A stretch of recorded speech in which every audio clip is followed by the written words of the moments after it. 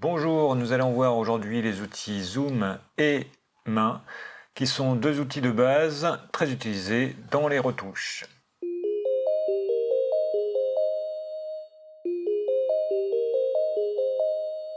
Nous allons étudier l'outil Zoom de Photoshop.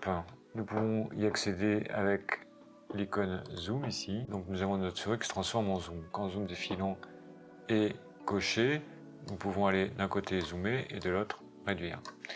Quand Zoom défilant est décoché, en cliquant en continu, nous zoomons et en appuyant sur Alt, nous avons le zoom arrière.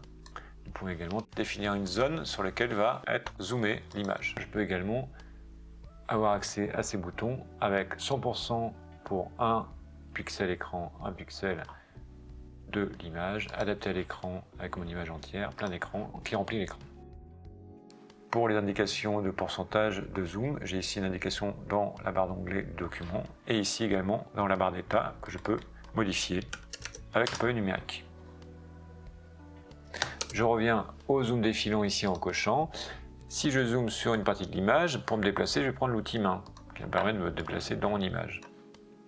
Si je suis sur l'outil Main, je peux en restant appuyer sur H, cliquer sur le bouton gauche et avoir un cadre qui représente le facteur de zoom de mon grossissement. Double-clic sur Main me fait adapter à l'écran, double-clic sur Zoom me fait 100%. Clic droit, taille écran, clic droit, 100%. Pour passer sur l'outil Main en restant sur l'outil pinceau, j'appuie sur barre espace pour me déplacer, je relâche, barre espace, et je reviens sur l'outil pinceau. Quand je suis sur l'outil pinceau, barre espace commande pour passer sur l'outil zoom.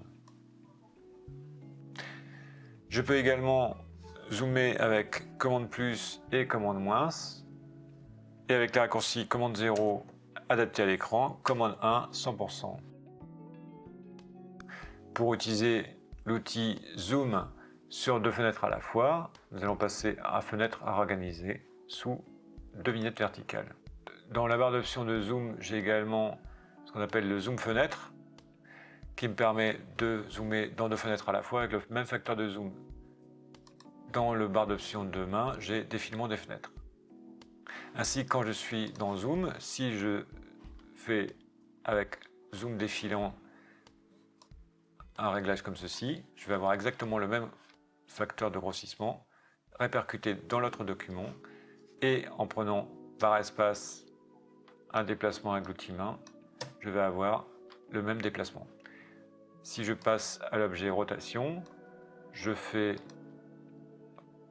tourner mon document et si rotation de toutes les fenêtres est cochée, j'ai deux documents qui tournent avec le même angle. Je fais réinitialiser la vue, je repasse sur l'outil Main et je repasse sur l'outil Zoom. Je reviens à un mode d'affichage normal avec réorganiser, tout regroupé dans des onglets. Je vais maintenant parler de la fenêtre navigation qui se trouve ici, que je peux faire apparaître ici. Cette fenêtre me permet de visualiser le facteur de zoom avec un cadre, une couleur qu'on peut définir dans le menu contextuel. Option de panneau. Je peux bouger ce cadre qui correspond au facteur de zoom. Je le déplace avec le clic gauche de la souris.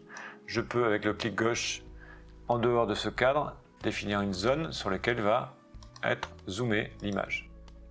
Si je veux définir un nouveau cadre, j'appuie sur commande, je trace un cadre avec ma souris et j'ai un nouveau cadre qui est tracé dans une zone précise. Je peux me déplacer ici en rentrant un facteur de zoom, par exemple ici 100, me déplacer avec la réglette ici ou avec des pas. Maintenant parlons des paramétrages du zoom. Nous pouvons paramétrer dans Préférences ce qu'on appelle l'unité règle, la résolution d'écran. Je rentre ici la résolution exacte dans mon écran que je valide.